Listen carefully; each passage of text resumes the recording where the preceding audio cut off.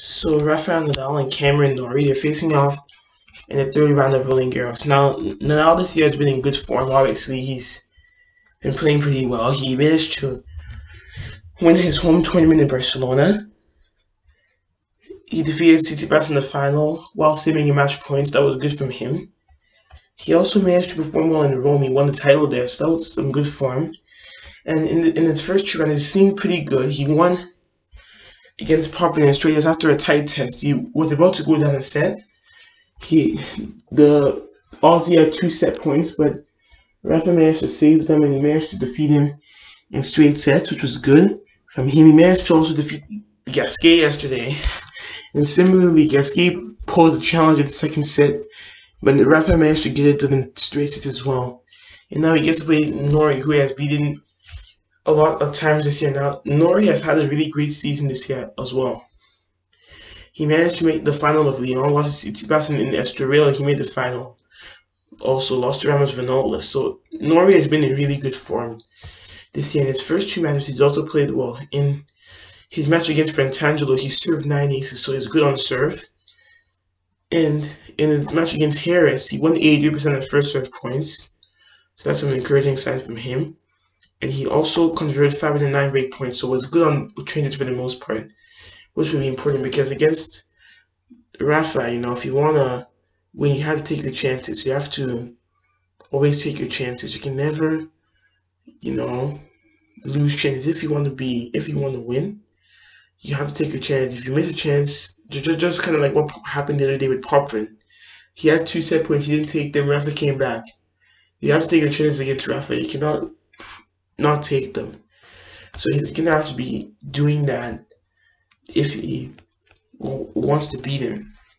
Now, they've met twice this year, and both encounters were won in straight sets. One of them on the hard court, one of them on clay court. The one on clay court is the most recent one in Barcelona.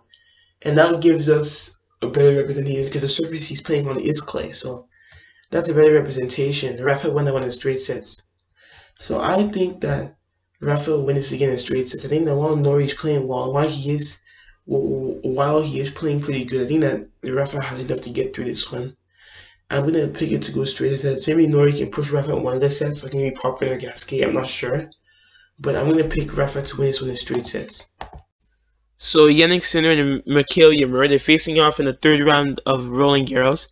This is going to be a match between 2 exciting youngsters, but the question is who will prevail. And I'm going to offer my predictions for this match. So Sinner this year, let's start with him. He has been in pretty good form, I would say. He made the final of Miami. He lost to Hurkacz there. He also managed to make the semis in Barcelona, so that was a good run from him there. But he hasn't been at his 2020 level. In 2020, he really stormed through the draw as an unknown. But now he now has the pressure back in him because he now has the pressure. He's no longer an unknown. He's now well known, and he has the pressure having to back up his run from last year. He also has the points to defend, so it's going to be something that we have to look out for. And in his first 2 matches, he wasn't at his brilliant best, but he still managed to get through it. In his first match against Hebert, he had to save a match point in a tough battle. And I'm sure that the French crowd were basically on Hebert's side, but Sinner managed to come through it in 5 sets. 6-1, 4-6, 6-7, 7-5, 6-4. And the key with that match is that he converted 8 out of 10 break points. So whenever he got a chance most of the time, he took it, which was important because he could have lost that match. If he didn't take the chances he received, he could have lost it. So one good thing to assess is that he wasn't wasteful on break points. When he got a chance, he took it, which is going to be important going deeper into the tournament. Against Major, he then managed to beat him in 4 sets. He also wasn't at his brilliant best, but still managed to find a way. He won at 6-1, 7-5, 3-6, 6-3 in that match. He served 8 aces. He didn't get serve any double faults. That was good.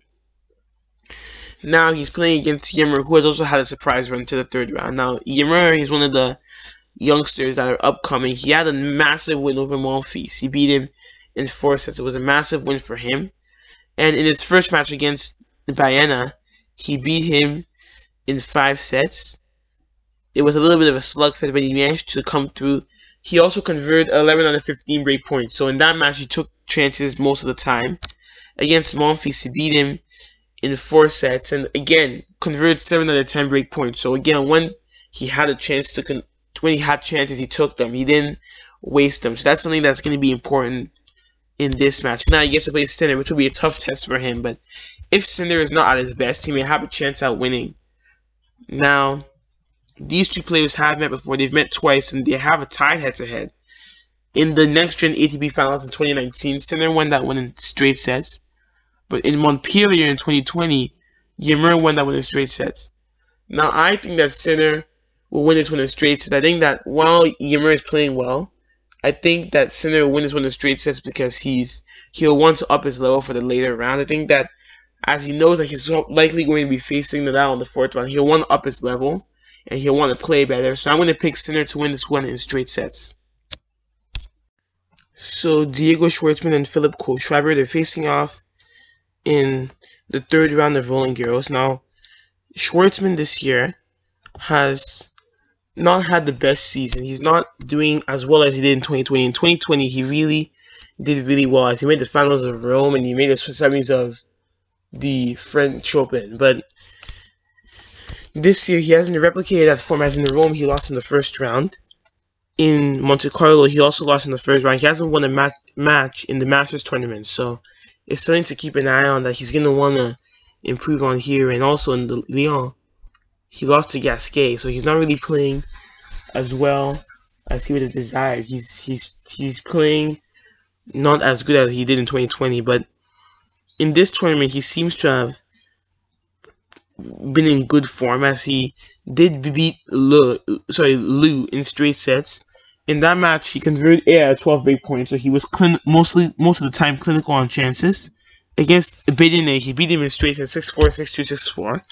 But it's fair to note that he was a little bit helped by his injury, right? He was helped a little bit because Medvedev was injured, but still, nonetheless, great victory from the Schwartzman. He now gets to face Kohlschreiber in the 3rd round, who has done really well, who has rolled back the years in this tournament. Now, Kohlschreiber, he's played pretty well he's not really played so well this year. He's mostly played on the Challenger Tour nowadays because he's no longer at the level where he used to be. But he still has managed to have a good run here. He played against Verdasco. He beat him in 4 sets, 7-6, 6-2, 2-6, 6-4.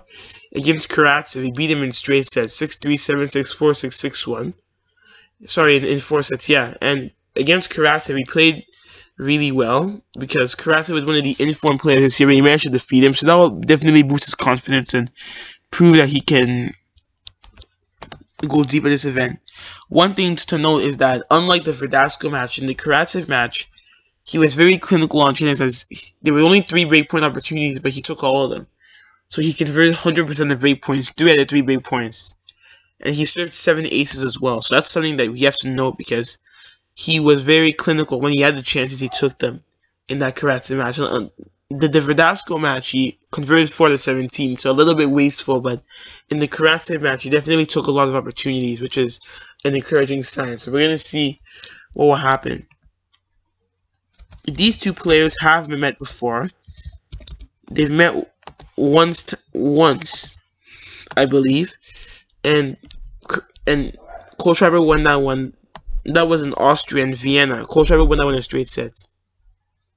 So I think that I'm going to pick the upset. I think that while Schwartzman has been really good in his first 2 matches, he hasn't severely been tested by a good opponent. And while Kohlschreiber is aging, he's really played well and rolled back the years in this tournament by having 2 good victories, especially the one over Karatsev.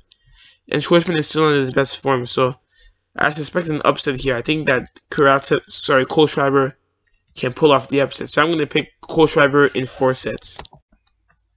So Carlos Alcaraz and Juan Leonard Struff, they're facing off in the 3rd round of Roland Garros. Now, Alcaraz is one of the most exciting younger players to rise. He's 18 and he's already made his 3rd round of the Grand Slam. And this is the Grand Slam that teams are doing well on because 3 teams have made the final 4. The 3rd round of the Grand Slam, and that was It's the first time since in over 2 decades that 3 teams have made the third round of a Grand Slam here in Roland Garros. That's an exciting thing.